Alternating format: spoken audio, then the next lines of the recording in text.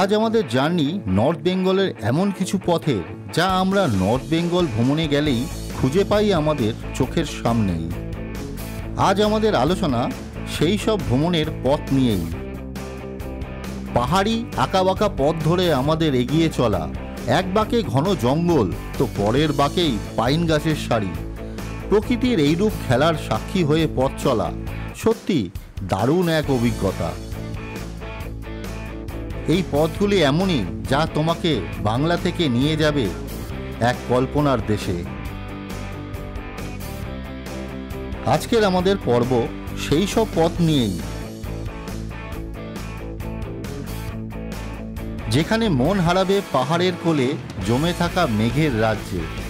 এমনই এক যাত্রাপথ, যা তোমাদের মন মুগ্ধ করবে তার প্রতিটি বাঁকে। পাহাড়ের আঁকাবাঁকা সবুজে ঘেরা পথে ছুটে বেরোনোর নেশাই আলাদা। পাহাড়ের চূড়ায় উঠে চারিদিকের দৃশ্যকে অনুভব করার অনুভূতিই আলাদা। তাহলে চলো দেরি না করে শুরু করা যাক আজকের জার্নির গল্প, আনএক্সপেক্টেড জার্নির সাথে আমার দেখা নর্থ বেঙ্গলের সবচেয়ে সুন্দর পথগুলি। তবে এই ভ্রমণ পথে রয়েছে তোমাদের জন্য এক নতুন চমক, যা হয়তো এর আগে কখনোই তোমাদের সাথে পরিচয় হয়নি। নর্থ বেঙ্গলে যে এমন এক জায়গা আছে তা হয়তো কেউই জানে না। এ যেন এক লুকানো রত্ন আমাদের বাংলার। আমাদের বাংলায় যে সর্পিলা পথ রয়েছে তা অনেক পর্যটকের কাছেই হয়তো অজানা। তাই তো আমার জার্নিতে রইল বাংলার এই সর্পিলা পথের গল্প আজ।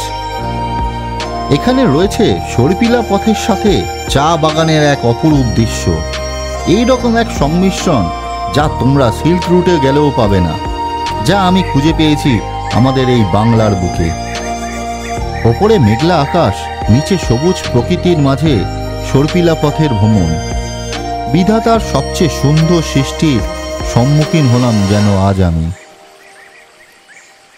সবুজ প্রকৃতির বুকে মানুষ খুঁজে পায় তার জীবনের হারিয়ে যাওয়া আসল সুখ। সবুজ মনোরম পরিবেশ, সাথে মৃদু বাতাস।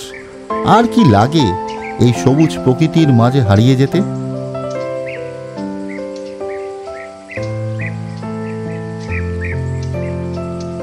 মন যদি পাহাড় হতো, আকাশ হতো আঁখি, যেমন খুশি বেরোতো উড়ে কল্পনার এই ছোট্ট পাখি।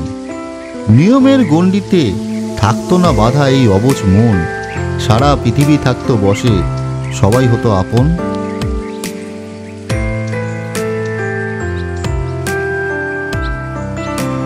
এইভাবে ঘুরতে কে না চায় এই প্রকৃতির কোলে নিজেকে হারাতে, আর খুঁজে পেতে এই প্রকৃতির অপরূপ ভাণ্ডারে নিজেকে এক অন্য রূপে। এখানে আসতে হলে তোমাদের জানিয়ে রাখি প্রথমেই, তাবাকশি টু গুফাপাতাল গুগলে সার্চ করলেই দেখতে পাবে দুটো রুট। তোমরা তাবাকশি থেকে বেরিয়ে গোপালধারা টি স্টেটের যে ডান দিকের রাস্তাটা রয়েছে সেটাকে নিলেই এই স্থানে পৌঁছে যেতে পারবে অনায়াসে।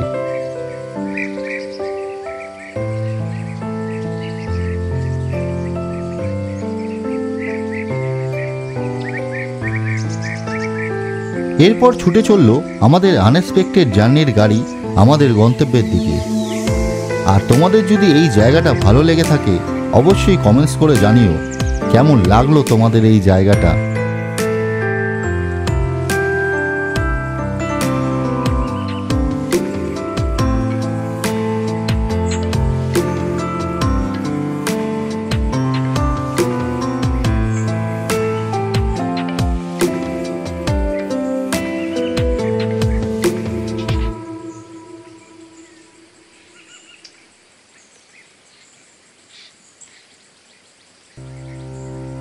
রাস্তা যত পিছনে চলে যায় ধীরে ধীরে মন তত প্রকৃতির কাছে চলে আসে। এই সবুজ আর এই মেঘে ঢাকা পাহাড় যেন হাতছানি দিয়ে ডাকে, মনকে যেন এক অন্য জগতে নিয়ে চলে যায় এই যাত্রা পথের সাথে। যখন দুপাশের দৃশ্য এই রকম মন মাতানো হয়, তখন গন্তব্যে পৌঁছানোর চেয়েও বেশি আনন্দ লুকিয়ে থাকে এই পথ চলায়। ধূসর পথ, দুপাশে সবুজের মেলা, আর দূরে মেঘে ঢাকা পাহাড়। এটাই তো উত্তরবঙ্গ, এটাই আমাদের নর্থ বেঙ্গল। চারিদিকে পাইন গাছ, তার মাঝে ধূসর পথ ধরে ছুটে বেরোনোর অনুভূতিই আলাদা। কি কেমন এই রাস্তা, মন কাড়ার মতন না? যদি তোমরা এই রাস্তায় আসতে চাও তাহলে গুবাপাতাল থেকে পশুপতি মার্কেটে যাওয়ার পথেই পাবে এই অপরূপ সুন্দর পথকে।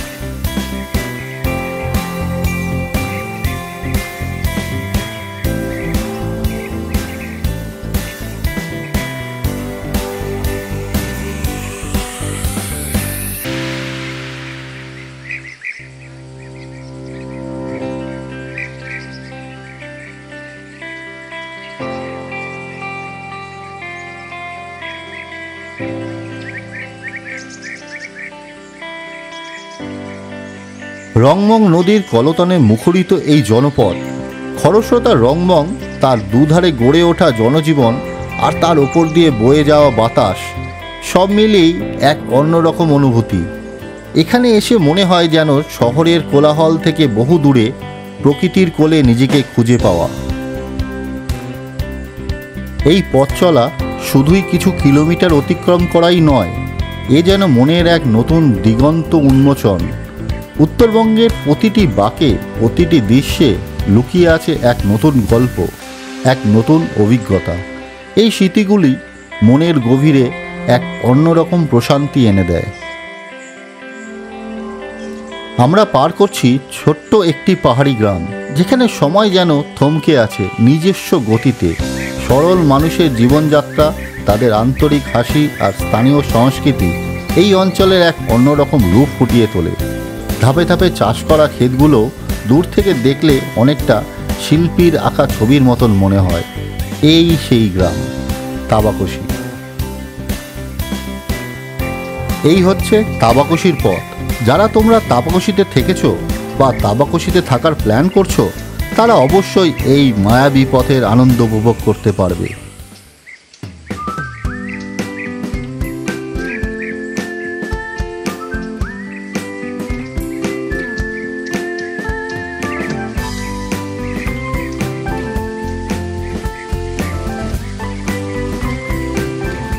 এই ভ্রমণ কেবল প্রাকৃতিক সৌন্দর্যের নয়, এটি এখানকার সমৃদ্ধ সংস্কৃতি ও ঐতিহ্যের পরিচয়। বুদ্ধ গুম্ফা, পাহাড়ি মন্দির এবং স্থানীয় লোকনৃত্য এই অঞ্চলের আত্মাকে ধারণ করে আছে। এখানকার মানুষ সরল জীবনযাত্রা আর তাদের আতিথেয়তাকে আমাদের মনে করিয়ে দেয় প্রকৃত সুখ কোথায় নিহত। আর এটি হলো ডুয়ার্সের 7 পয়েন্ট ভ্রমণের পথ, যা তোমাদের তার প্রাকৃতিক সৌন্দর্যে মুগ্ধ করছে।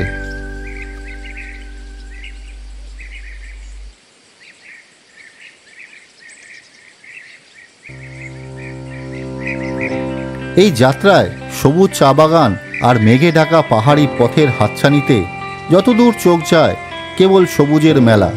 আঁকাবাঁকা পথ ধরে যখন আমরা এগিয়ে চলি, তখন ঠান্ডা বাতাস আর পাখির কলাতন মনকে ভরিয়ে তোলে এক অনাবিল শান্তিতে। রাস্তার দুপাশের পাহাড়ি ফুল আর অচেনা গাছের সারি এই যাত্রাকে আরও যেন মনোরম করে তোলে আমাদের।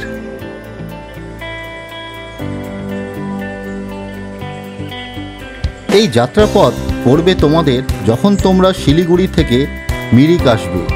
সত্যি এই রকম যাত্রাপথ থাকলে গন্তব্য কতটা না সুন্দর হবে তা তোমরা কল্পনাই করতে পারছো। বা যাদের ঘোরা, আমি বলবো যদি তোমাদের কোনো আলাদা অভিজ্ঞতা থাকে তাহলে অবশ্যই আমাকে কমেন্টস করে জানাবে।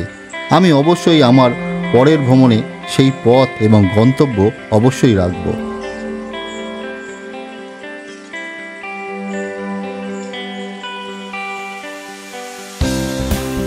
পাহাড়ে মেঘেদের এই রূপ কেবল সৌন্দর্য নয়, এটি প্রকৃতির এক নীরব শক্তি। রাস্তার পাশে বড় বড় পাইন আর ফার গাছের সারি, যাদের গায়ে লেগে আছে মেঘের জলকণা। সেই ভেজা শীতল বাতাস যখন গায়ে এসে লাগে তখন মনে হয় শহরের সব ক্লান্তি আর চাপ যেন নিমিষেই উবে যাচ্ছে। এখানে সময় যেন নিজস্ব গতিতে চলে, আর আমরা চলি এই পাহাড়ি পথের প্রতিটি বাঁকের কেবল প্রকৃতির অসীম রূপকে আবিষ্কার করতে।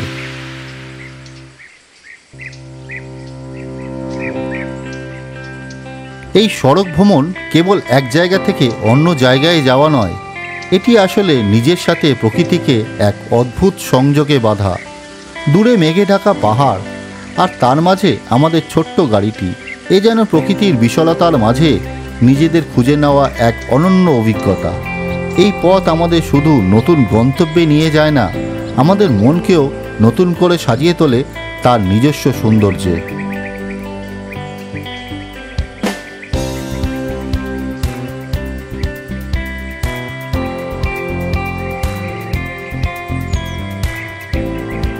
আকাশের মেঘেরা এখানে নেমে আসে পথের ওপর।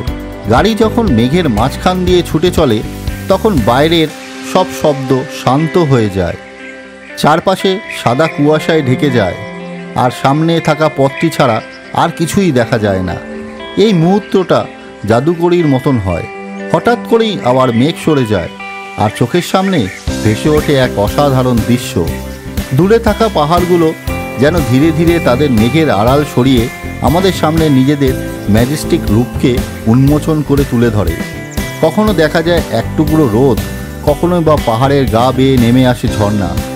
এই লুকোচুরি খেলায় মনকে অদ্ভুত এক প্রশান্তি এনে দেয়।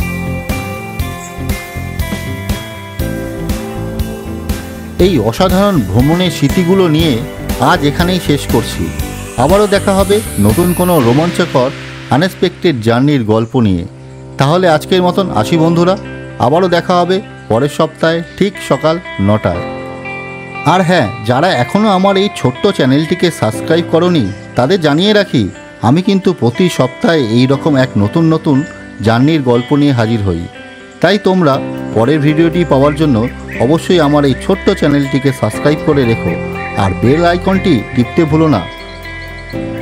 আর যারা আমার এই ভিডিওতে অনেক সুন্দর সুন্দর কমেন্টস করো তাদের জন্য রইল আমার অনেক অনেক ভালোবাসা। তাহলে আজকের মতন আসি বন্ধুরা, আবার দেখা হবে পরের সপ্তাহে ঠিক সকাল 9টায়।